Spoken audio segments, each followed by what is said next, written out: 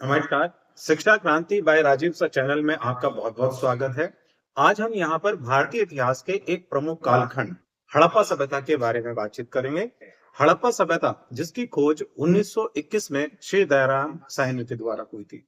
हड़प्पा सभ्यता का जो विकसित कालखंड है, ये 2500 से 1750 बीसी की अवधि में माना जाता है।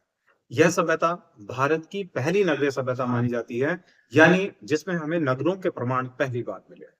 इसके अलावा इस सभ्यता में अन्य बहुत सारी विशेषताएं थी।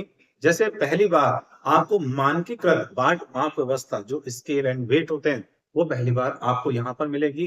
पहली बार आपको विकसित व्यापार वाणिज्य के प्रमाण आपको मिलेंगे, चाहे वो आंतरिक रूप से हो या बाह्य देशों के साथ हो, उसकी जानकारी मिलेगी। पहली बार एक सुव्यवस्थित समाज की जानकारी आपको यहाँ पर मिलेगी। पहली बार एक सुव्यवस्थित धार्मिक व्यवस्थाओं की जानकारी आपको हड़प्पा सभ्यता से मिलेगी। अगर हम हड़प्पा सभ्यता के विभिन्न स्थलों की बात करें, तो अब तक 1700 से ज्यादा स्थलों की खोज हड़प्पा सभ्यता के अंतर्गत की जा रही है, जिसमें से बहुत सारे स्थल पाकिस्तान में भी हैं, अनेकों स्थल जो हैं भारत में भी है। भारत के अगर हम राज्यवार बात करें, तो जम्मू कश्मीर, पंजाब, हरियाणा, राजस्थान, पश्चिमी उत्तर प्रदेश और इसके अलावा गुजरात और महाराष्ट्र के कुछ क्षेत्रों से भी हड़प्पा सभ्यता की जानकारी मिल चुकी है।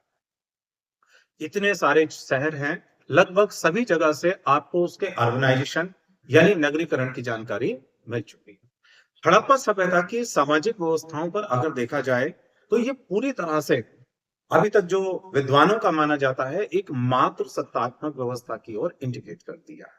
क्योंकि यहाँ पर एक कृषि मूलक व्यवस्था थी। बहुत स्थानों से जो पुरातात्विक क्षेत्र हैं, वहां से नारियों की जो मूर्तियां हैं, वो बहुत बड़ी संख्या में मिली हैं। तो ऐसा इतिहासकारों का माना जाता है कि एक मात्र सत्तात्मक व्यवस्था रही होगी।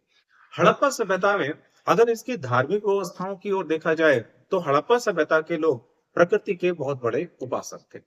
विभिन्न पुरातात्विक साक्ष्यों से जानकारी मिलती है कि इन्होंने वृक्षों की पूजा की है, पशुओं की पूजा की है। इसके अलावा प्रकृति की जो विभिन्न हमारी शक्तियां होती हैं, जैसे वायु की बात कर सकते हैं, जल की बात कर सकते हैं, सूर्य की बात कर सकते हैं, अग्नि की बात कर सकते हैं, इन सब चीजों की उपासना किया। उन्हीं में से कुछ तत्व ऐसे भी हैं जो आज हिंदू धर्म के अंदर कंटिन्यूअस हमें दिखाई देते हैं। फॉर एग्जाम्पल अगर हम बात करें, तो स्वस्तिक पहली बार हड़प्पा सभ्यता के अंदर ही स्वस्तिक मिला मिट्टी का। और आज भी अगर हम हिंदू धर्म में बात करेंगे, तो स्वस्तिक सूर्य पूजा के रूप में प्रतीक प्रयोग होता है। इसके अलावा हिंदू धर्म में वृक्ष पूजाओं की भी इसका ये मानिए सिद्धांत है। तो वृक्ष पूजा का प्रावधान भी यहाँ पर मिलता है। पशु पूजा के प्रावधान जो है वो भी हमारे यहाँ मिलते हैं। जल पूजा की बात की जाए, तो मोहनजोदड़ो से जो का विशाल स्नानागार है, वहां से जल पूजा के प्रमाण आपको मिले हैं। अग्नि पूजा की बात की जाए, तो लोथल से आपको, सुरकोतड़ा से, बानीवाला से आपको अग्नि पूजा के प्रमाण भी मिले हैं।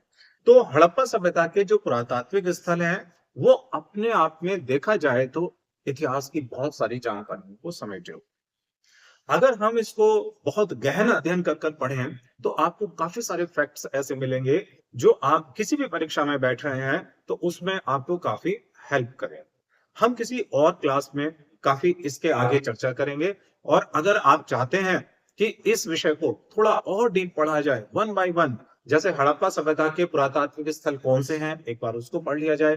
उन पुरातात्विक स्थलों से हमें क्या महत्वपूर्ण साक्ष्य प्राप्त हुए हैं, हड़प्पा सभ्यता का समाज है, उसकी धार्मिक विशेषताएं हैं, हड़प्पा सभ्यता का उदय कैसे हुआ, हड़प्पा सभ्यता का पतन कैसे हुआ। अगर आप इन सारे विषयों पर एक अच्छी जानकारी चाहते हैं, तो आप कमेंट में जरूर लिखकर बताइए, फिर हम उस पर क्रमवार अपने आगे के वीडियोस बनाएंगे। आज के लिए इतना ही है। धन्यवाद। अगर आपने चैनल सब्सक्राइब नहीं किया है, तो प्लीज चैनल सब्सक्राइब करें।